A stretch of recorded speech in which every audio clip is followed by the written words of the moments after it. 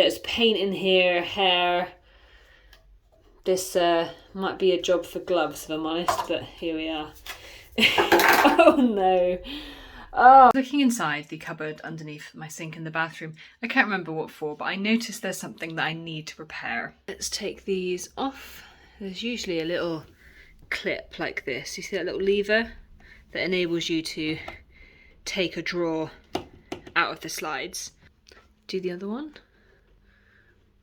And now I'll be able to lift this out and put it on the floor. There we go, easy peasy. But what I noticed was this just here. What is going on there? There's a slightly closer look, but something is happening. Something is leaking and it's causing all of this moisture build-up. And it looks like it's causing mold, so we are going to have to do something about that. I'm going to start by sticking a towel down, because when I take this off, water will come out of it. And I'm also going to take off the pipe here as well. I should just unscrew. I'm screwing it the wrong way.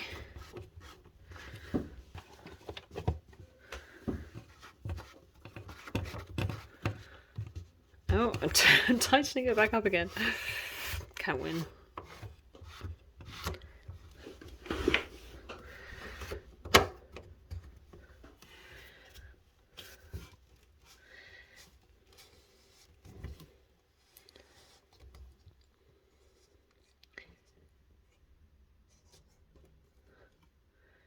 My top tip, my toppest of tips, whenever you are changing out an S-bend or this part of a drain, is to not pour this water in the sink that you have just removed this from. Always put it somewhere else. Look how gross that is. That is green. I think at some point toilet duck has been used to clean up the sink, and that's why it's gone all green. But now this can gently be pulled off.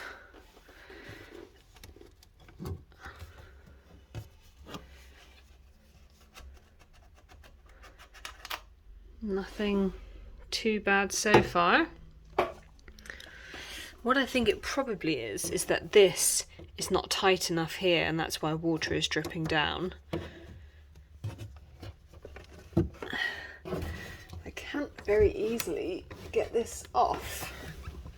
I'm considering whether or not I should perhaps cut open the back of this cupboard so that I can get behind there. I don't really want to have to move the entire cupboard. Ah, well that's definitely too loose. That's probably why it's leaking.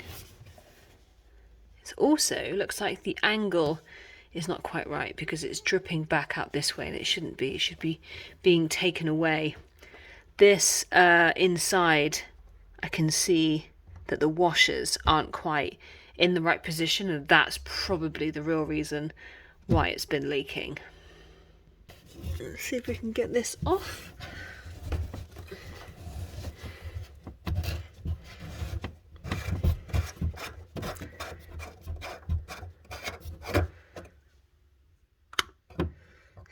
Yeah, okay.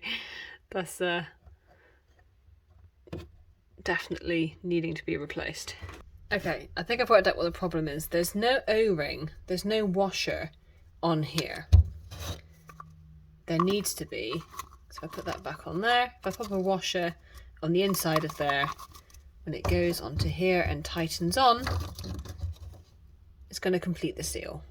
This is my bag of O-rings. Anytime I purchase something that comes with one of these and I don't end up using it, I save it and I put it in this bag.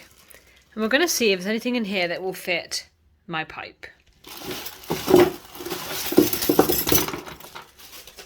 This bag also contains some of these. I don't think I know off the top of my head what these are called, but you can use these on things like your hose pipe. Would be a good example. This one's probably a bit large for that, but you can use it on your hose pipe as a way to secure it to the tap. It has a little screw there to tighten it. You turn the screw and the entire thing tightens There's some larger ones for some bigger pipes. They look like they would fit round down pipes for guttering outside the house. What else do we have here? Oh, there's a small one. That could go onto your hose pipe in the garden. This one comes with a lovely little thumb turning key. Anyway, that's not why we're here. I want to find one that fits on this smaller tube and also fits in this larger one. This larger piece is quite a bit bigger.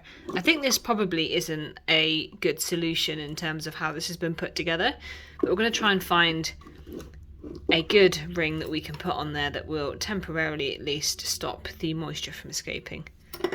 I want it to be rubber so that it can be compressed. That one looks all right. He might be quite good. It's a little bit too small. Let me try that one. I think this one will work. Let's go and attach that on there and see if we can stop the water coming out. After I've attached it, I'm going to run the tap and just check that it's not leaking.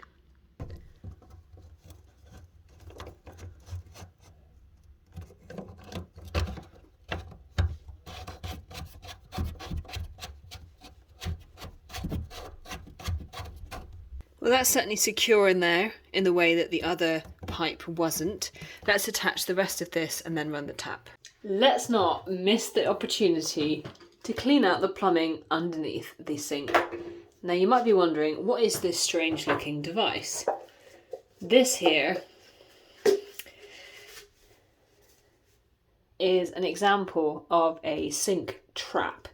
Now you might not see it looking like this, you might see a bend, a U-shaped bend. On this particular trap, water goes in the top here and then it has to go underneath to get back up to be able to come down this pipe. And what that does is it creates a little reservoir of water, and that means that bad smells from the drains cannot come back up here and travel up through your sink. It's trapped. That's why it's called a water trap. It's another reason why when you take this off, you'll find that it's filled with water because it's acting as a trap. In here, there is a whole bunch of absolutely gross stuff. Look, Mr. Ducky, you're going to have to... Don't want you getting covered in stuff. Ew. Can't even... There's paint in here, hair. This might be a job for gloves, if I'm honest, but here we are. Oh no. Oh, well, this is embarrassing. I had no idea it was this clogged up. It's just absolutely full of hair. This is a good reason to clean out your traps underneath your sink on a frequent basis, because this will eventually get clogged up and your sink will get clogged. But there we go. Oh dear.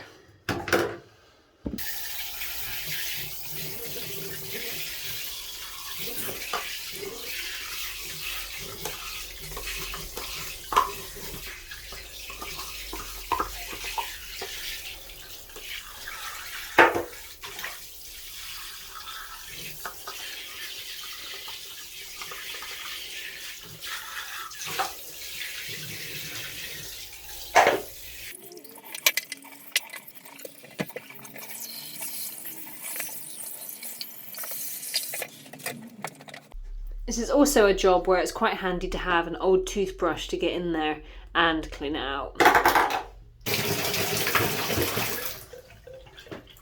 There we go, a newly clean trap.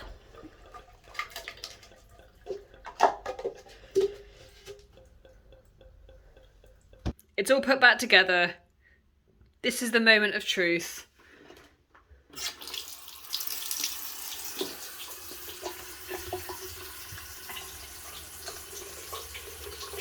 Oh, okay, so when I tighten this back up, I didn't tighten it on the thread properly, which is why it all came pouring out. This is the real moment of truth.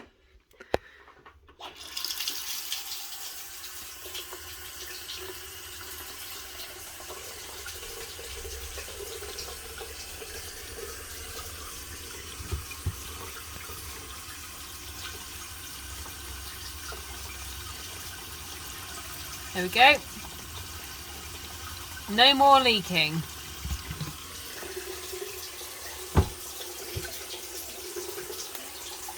And to put this back on, all you do is just push these in as far as they go. And then when you put this in, you slot them in here and here and push it. You'll meet a bit of resistance when it gets close to the back, but just close it fully and that clips it in place and you can open it again.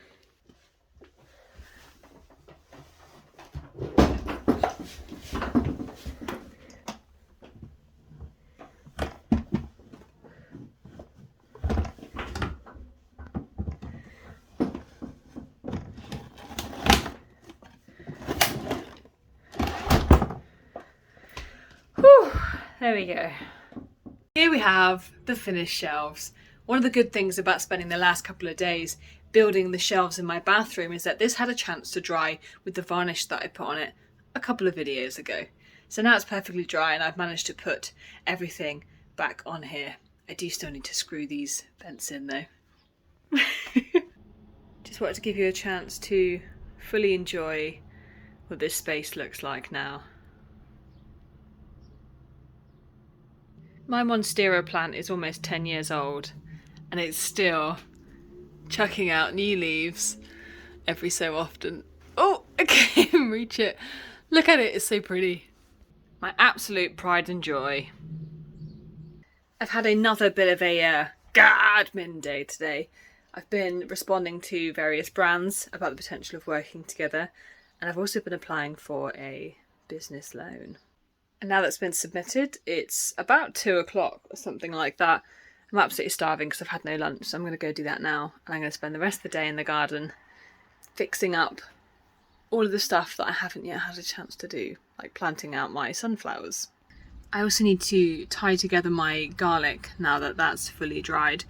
I'm thinking I might make a video on it too, showing people how to tie garlic together. The garlic. If you've enjoyed this episode, especially the embarrassing disasters, don't forget to like this video and subscribe to this channel.